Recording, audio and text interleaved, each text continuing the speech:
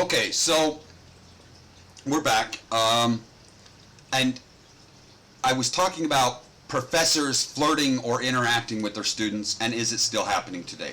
A lot of students have come forward with information regarding these topics. It is a debatable topic because a lot of people don't experience this kind of activity with their professors, while others do.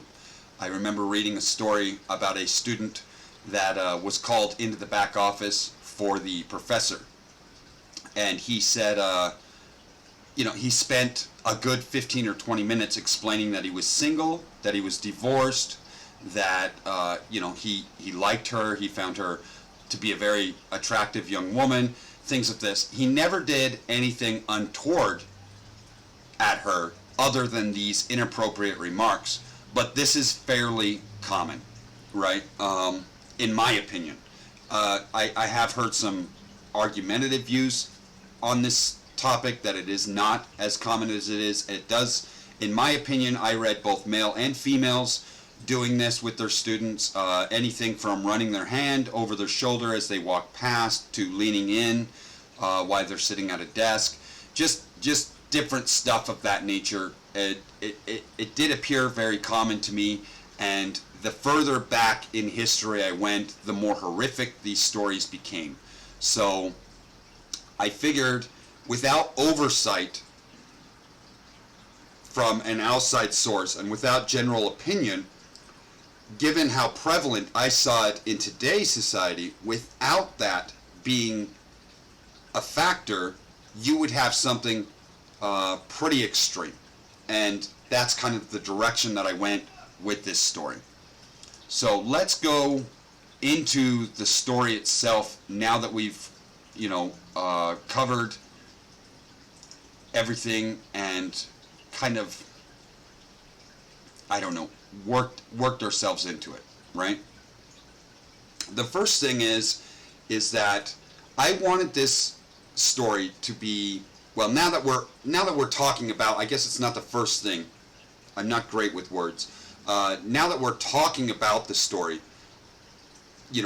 I wanted this story, and I think I mentioned this before, to contain highly disturbing, highly graphic descriptions that were not suitable. So I started with a content and a trigger warning. That it could include assault, it could include sexual situations, abuse, excessive or gratuitous violence, potentially harmful or emotional disturbing situations. BDSM is present in the story, and I kind of just wanted all of that to be front and center for this story, right? Like, don't jump into this story if you have a problem with these things, because it is a dark story, it is a horror story. It may not seem like it, but it most certainly is. So, my character is Zane Maddox. He is 6'2", 205 pounds. He has hazel eyes. He's 43 years old. He's got kind of a dark gray and some white on his hair, and he's got some overnight stubble, and he's just kind of an older guy, but he's really built, right? He's a very muscular man. He's very well taken care of. He does not have body hair on him. He's almost modelish in his appearance, and I wanted him to have a personality that kind of contradicted itself when dealing with the student that would have a romantic interest.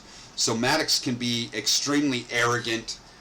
He has a lot of control issues, and these heavily impact his personality. He has a codependence on others when regarding that control. Controlling people or his environment does help him feel safe, confident, and secure in both his own life and the life of others. And then I kind of went on to give some examples. He does tend to isolate himself when he's, instead of going out with big groups or going out with the staff and stuff like that, he tends to isolate himself.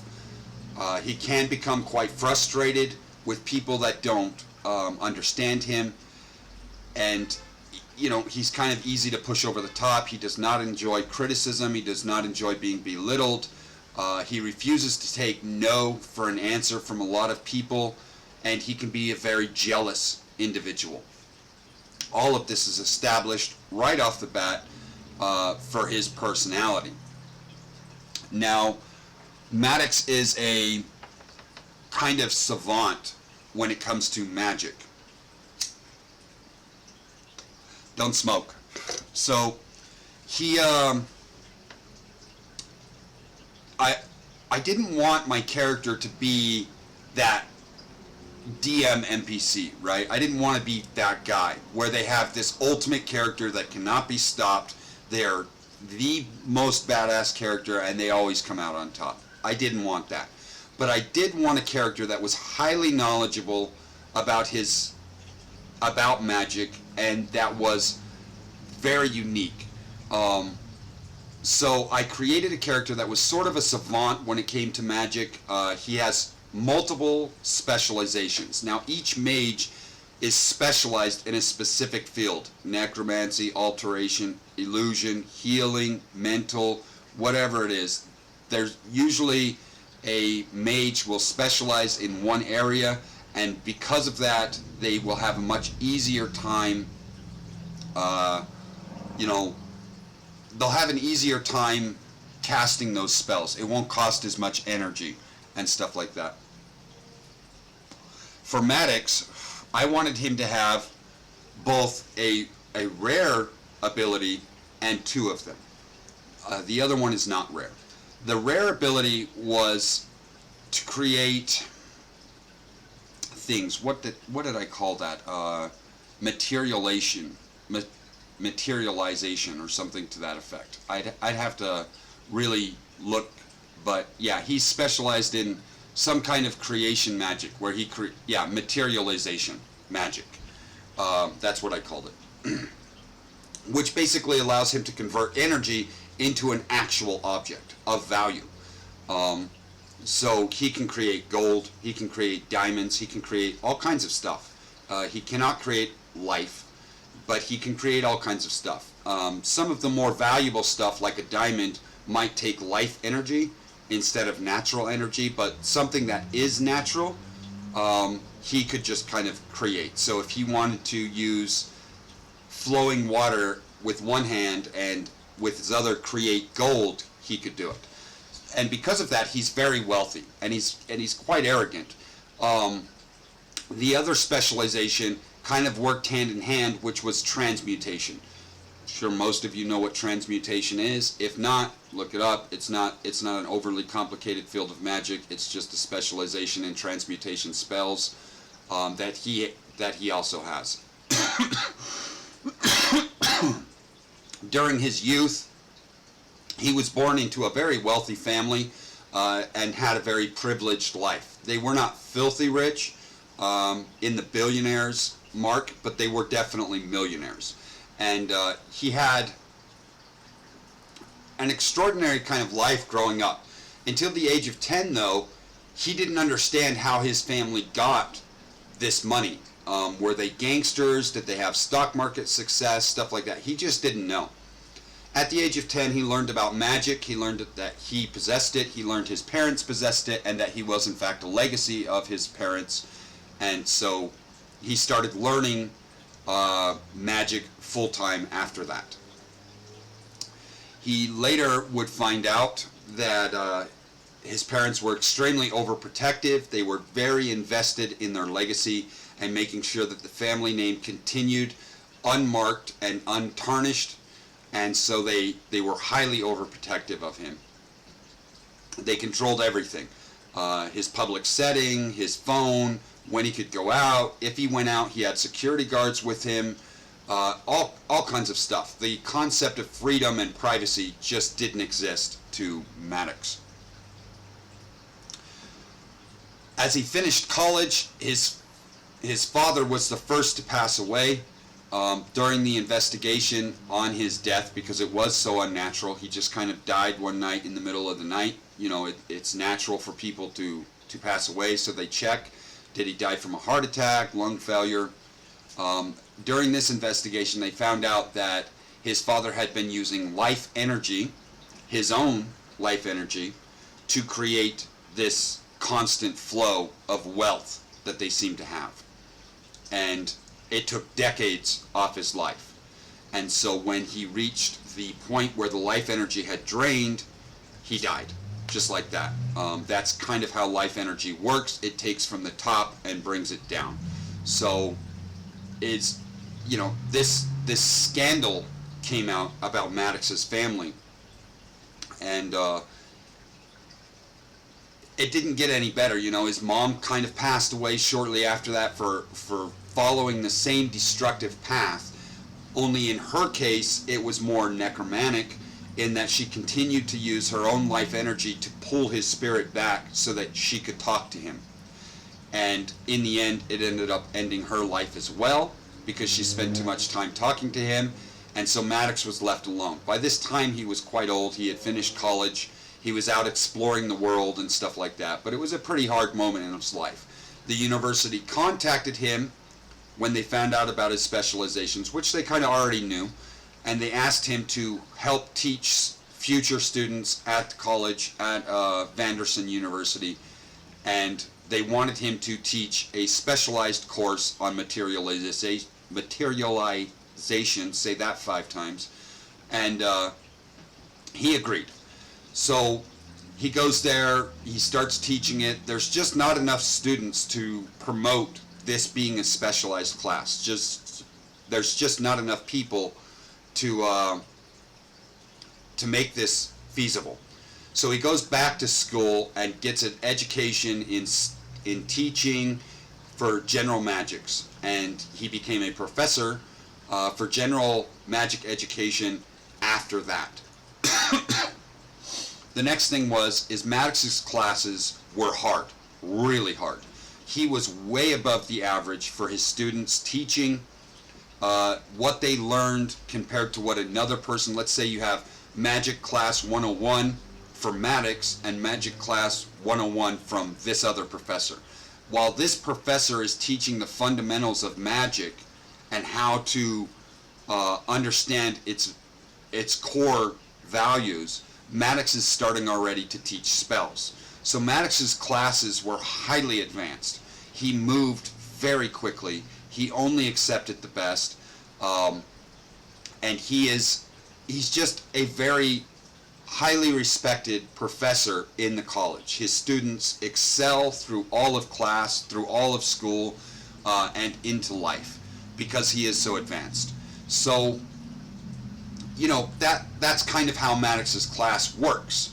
And then the co-author's character is very unique. I will let them describe that character, but they ended up in Maddox's class, and as I've already stated, there will be a romantic attachment between these two as the story developed. So I started off the story kind of a lot like you would expect, right? They found her. She had started to use magic publicly, be that through her own experience on why she did that. Don't smoke.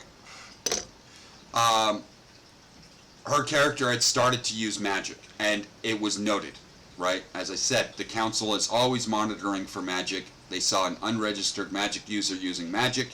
They jumped on it. The university stepped in. They pulled her off the street and thought they would test her to see if she could actually handle magic at all. This test was both a general studies test, and it was also a magical test to see how much they could handle, if they understood any of it, stuff like that. If a student fails this test, their mind is wiped of the college, their mind is wiped of any information they can find about magic, and they're let back into the world in hopes that they do not use magic again. If they do use magic again, it falls on the council to take care of it, but the college is wiped from their mind.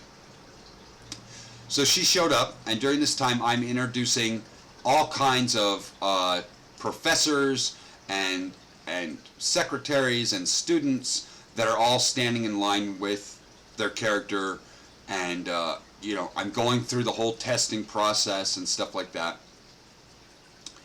So let's see what happened next, because none of this is overly fun, but it did set the foundation for a very solid story, right? Right, so eventually she got pulled into the office. She got told that she was going to be accepted into the school. The school has some merits, right? One, you're not charged to go there.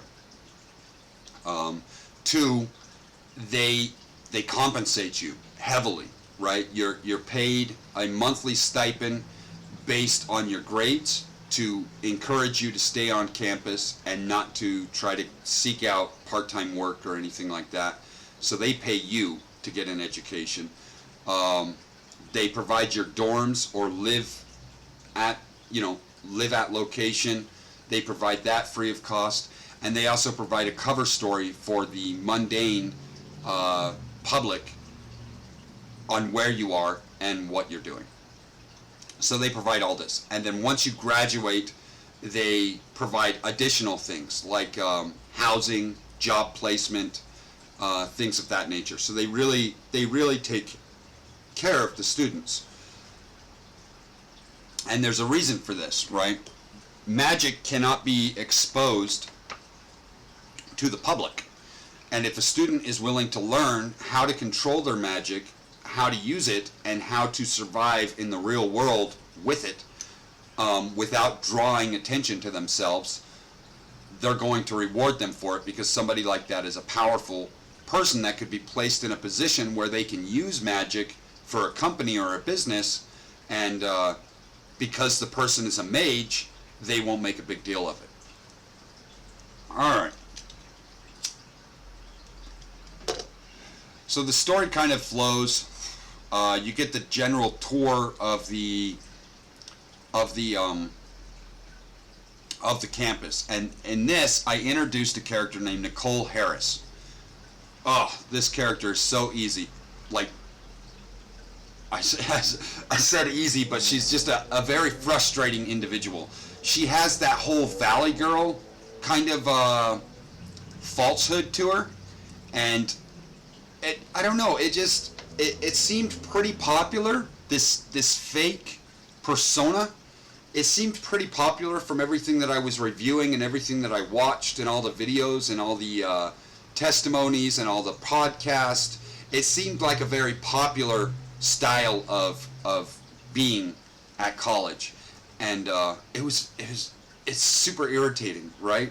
So she's that, and so that was a fun interaction where she met the co-author's character and kind of went through and gave her this tour while not really giving a damn about her and stuff like that. Don't smoke. Then they went to the dorms. This was kind of a cool area.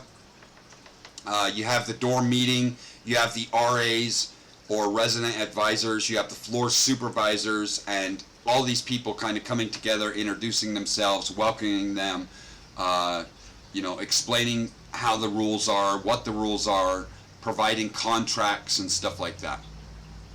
And the co-author helped create some of this, which was very cool.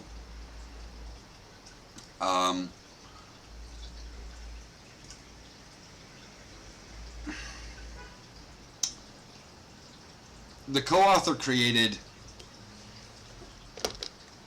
the roommate, which is Wei. Wei is a very cool character. Definitely a kind of a foreign character. She's from China or Korea, I believe, and she has that Asian accent that hasn't quite grasped English yet, so there are a lot of words missing. But she's very familiar. She's a legacy, so she's quite familiar with college and magic and stuff like that.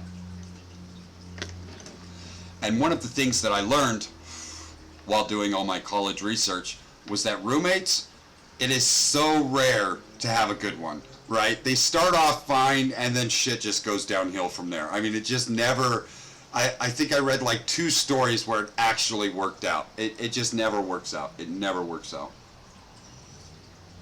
There's always some kind of drama, right? And the whole floor cest thing, right? Like, what even is that? Well, I had to learn about that, right? And that's where you're like dating another person in your dorm, in your dorms on the same floor. And the reason they call it floor cest is because eventually you two are going to break up, and when you do, it's just going to cause all kinds of drama all over the floor, right? So, yeah, that was kind of a thing. The first time that her character meets Maddox, it's a really friendly and generally encompassing encounter, and it's a lot of friendliness. You know, he creates a golden panda that he gives her, and kind of reassures her that, you know, because she's a mundane, she doesn't know about all this stuff. It's all kind of overwhelming to her, and he's kind of assuring her that it's going to be all right. He tried to transfer her out of his class. He didn't understand why she was placed there, because his classes are so advanced. But yeah, he creates a golden panda, he gives it to her, and he's basically telling her, you know, you're going to be all right. And this was the first person that really took took a moment to know her character. Up to this point, everybody had their own shit to do. Everybody had their own business to attend to. They didn't really have time to get to know her, and those that did have time didn't want to know her, right? You look at that Nicole NPC, just an absolute self-indulged individual that just didn't really care about a freshman coming into college. So, you know, after this, the story kind of takes off again, and she gets invited to a frat party. Now, as I said, hold on, I'm trying to find, yeah, here we go. So, she gets invited to a frat party. She's never been to one. She's never been exposed to this kind of stuff. Magic is also a thing. So aside from your regular warning signs, don't take drinks from others, right? Go with a friend. Stay with a friend. Try not to separate. You know, especially your first party.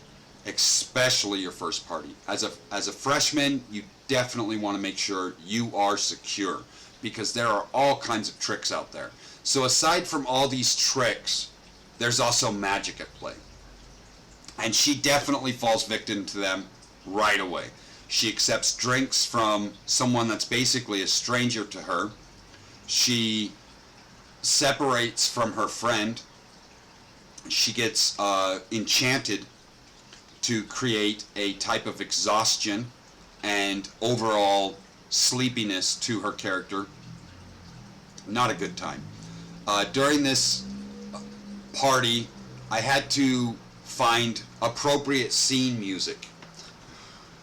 That's not easy, because I'm old, right? I didn't even know what EDM was until I did this kind of research. So this is how much research I've had to do on a college life. I didn't even know what EDM was. And EDM is not as popular today as it was, you know, 7 or 8 years ago or longer. It was a lot more popular then than it is now. Now there's kind of a different type of mesh to it. So I started to find music that was used in these parties. I watched some videos and I listened to the music that was playing in the background. So you've got songs like Right Round Remix, which is kind of a legendary song for most college parties. You got your keg stands. You got your ice luge or luge. I can't, whatever it is. Yeah. So you've got all this stuff going on.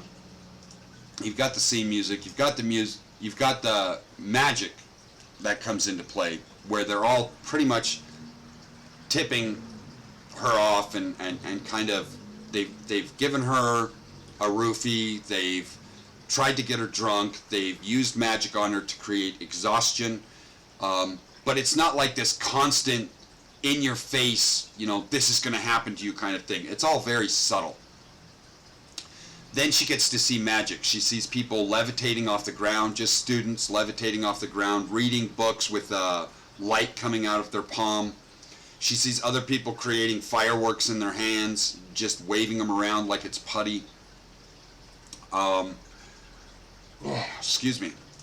There's fire magic where they're taking big giant displays from the bonfire, and they're creating horses and they're creating hawks, and they're making these two fire creatures in the sky fight with each other. You've got specialized fireworks that are going off that form like a big dick in the sky. Just typical college nonsense. Then they take her back to the frat house because she's feeling sick, and this is pretty much the pinnacle of what's about to happen. She finds out that fraternity members are encouraged to bring these women back, especially freshmen or those new to college.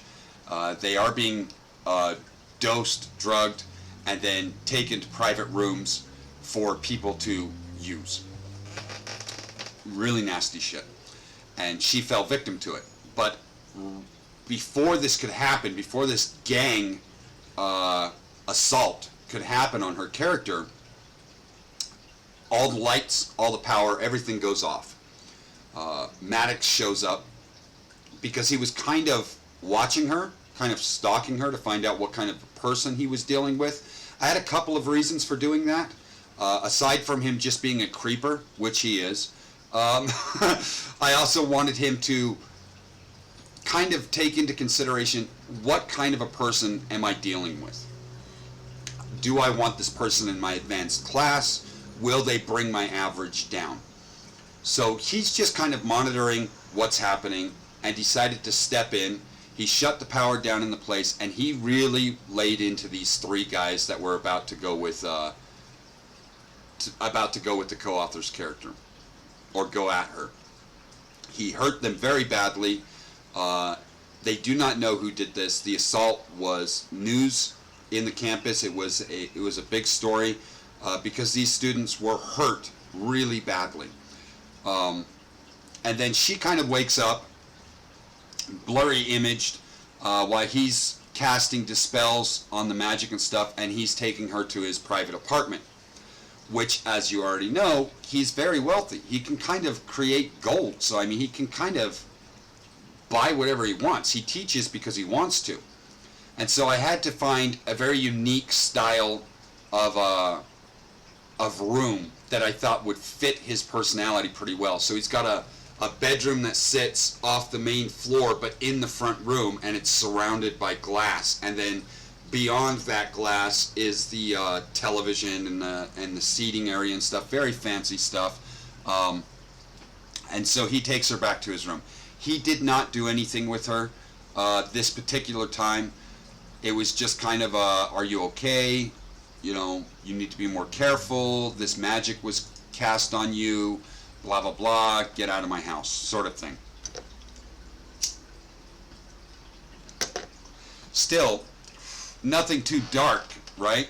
I mean, the only dark thing that started to happen, she got saved from. That does change.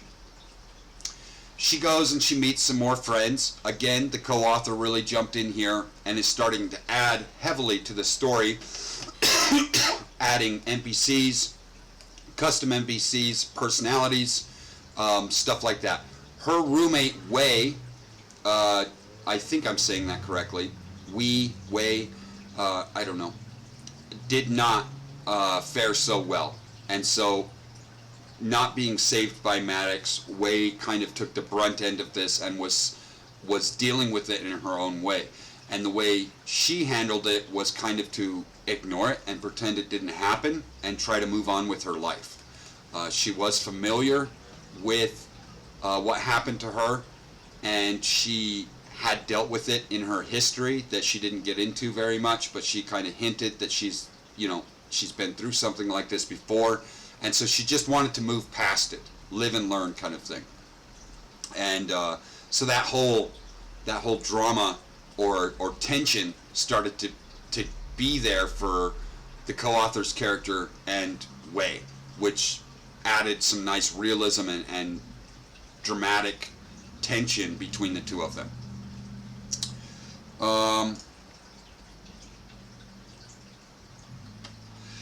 Then we kind of showed, a gothic kid that was from a poor family, whose family's magic was starting to fade. They were starting to become obsolete. They were not powerful. They were quite unwealthy, and nobody really knew who the co-author's character was. So they were not dealing with this kind of prejudice and judgment from others. But she got to see firsthand how arrogant and aggressive these higher legacy students could really be. This again is kind of pulled from my research. This still happens today in colleges, unfortunately, especially higher class colleges or more wealthy colleges. You have a separation between those that are financially wealthy and elite and those who are not.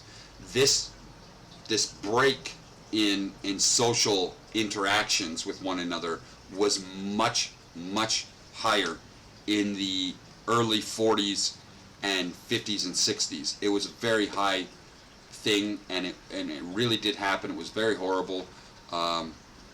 So yeah, she got to see students picking on this gothic kid that didn't quite fit in, and that plays into the story and the horror of it a little later. But her character got to witness this is not this fun-loving group of individuals. There are a lot of issues with this college, right? She had already heard rumors about professors being with students, using students, blackmailing students, extorting students. She witnessed and experienced students trying to take advantage of her. She has now witnessed a brutal bullying situation with a gothic kid. Would this stuff happen this quickly in a college today? Probably not, right? Colleges are I mean, let's be real. It happens, but not this frequently, right? Because colleges are going to put a stop to it. They're not going to accomplish anything or grow or expand if this is happening. But when you're dealing with a limited number of colleges that are not monitored from the outside world, it's going to happen, right? Pretty heavily, because they're not, first off, you can't just say, I quit and I'm going to go to a different college, because there just aren't that many of them. Secondly, there's no oversight, right? So these kind of segregated attacks and incidents are going to happen more frequently. All right, so moving on, let's see where we are here. We talked a little bit about the cafeteria, how fancy it was. They do have a lot of food that just shouldn't be, right? Like, colleges have nice food courts and stuff, but all this stuff is for free, and it is very fancy, right? They have private bins, they have public ones, they have all kinds of booths and stuff, and there was no detail on how they're accomplishing this. But if the co-author had gone that direction, I was prepared for it. Basically, it's real simple. They're creating food and water with magic. That's it. It's that simple. If you did not have to buy food, what would you be able to provide for lunches or breakfasts or dinners for your students? Anything you want, right? Anything. So yeah, it's all magic. Anything to make their life easier. Let's see. We get into the okay. So we get into the first real dark situation. Maddox had been flirting or being inappropriate with several of the people in the class. The co-author's character had been warned multiple times not to trust him, don't be alone with him. I had shown several NPCs that were approached by Maddox, and they were just like, you know what, I'll take the fail. I'll fail this. If I can't study with my friends, I'll just take the loss. So I kind of emphasized that Maddox isn't okay. He is not a good person. And I really emphasize this. But, given that he saved her, given that he was the only person that really interacted with her, it didn't really surprise me that she had her character trust him anyways and assume that these rumors were being exaggerated.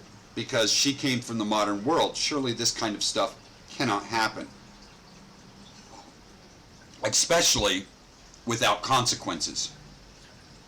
Alright, so it's a bit of a long video, isn't it?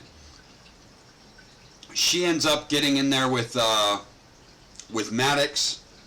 He calls her back to his private office. She comes inside.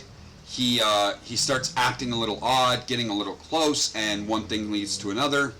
Bang, forced, right? Non-consensual assault, non-agreed upon, and it's bad, right? It's horrific, and he just does it. He just goes for it. She's broken up about it. She's really hurt. She doesn't know what she's going to do. Leads into a beautiful story about drama and about, the effects that something this traumatic can have on an individual.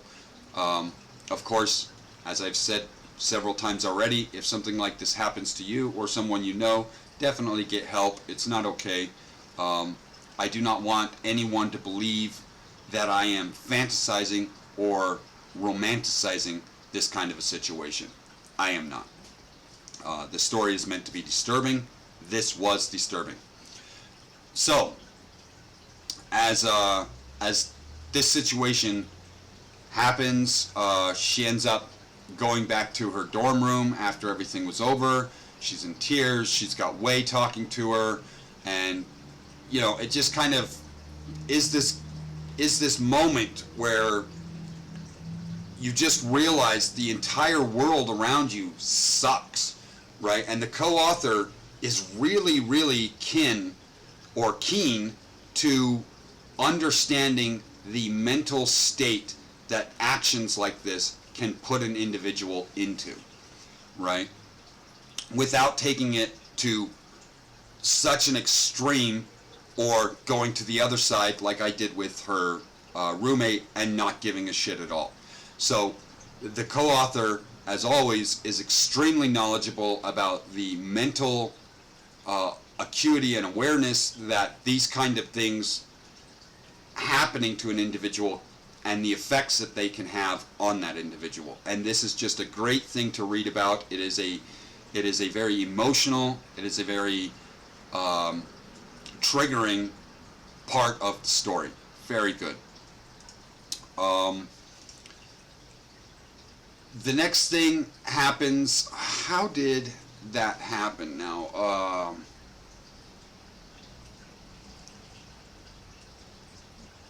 I think somehow he had, I'd have to read over all this again, but I think at some point he had extorted or blackmailed her to come to his home after this event took place. And, if she didn't want to get kicked out of college, or if she didn't want to fail his class, or something to that effect. Real nasty shit. And so she ended up going there, and his behavior was completely different, right? This monster that had done these things to her was gone, and in its place was a high-classed, friendly individual that appeared to, for all intents and purposes, care about her. He did not really bring up the situation that happened in the office. When he did bring it up, he kind of shifted the blame towards her, for the way she was dressed, the way she looked, and that he couldn't control himself. Real standard bullshit that people like this would say. And she kind of bought into it. So he makes sushi, which he learned, and that kind of took into a story about how he learned to make proper sushi from Japan, stuff like that. He was offering to help her with school. She jumped at the opportunity to do so, and he educated her on the classes and gave her private lessons and stuff like that. So real extorting kind of situation, real blackmailing kind of stuff. She eventually has to do a project where she needs to learn how to harness and use natural energy. Because remember, they're still first-year students, and so she needed to learn how to do this. She went to Maddox, asked for help because she didn't want to fail. She's real gung-ho about finishing school and doing well in it. And this was the first time she learned that Maddox could teleport. And he teleported her all the way out to the Columbia River Gorge National Park, where there's a beautiful waterfall that comes down. It's surrounded by a cove. It's very pretty. And he took her there. And this is where their romance started to blossom a little bit. I would say it started to bud, because he, again, he's not treating her like this vile monster, you know. And this took some time. It wasn't immediate. But with this kind of influence over somebody that is dealing with so much stress, it's just, like I said, it's an inappropriate use of power and position. And that's what the story is kind of enveloping here. And so he takes her there, teaches her how to do stuff like that, and the story kind of progresses on.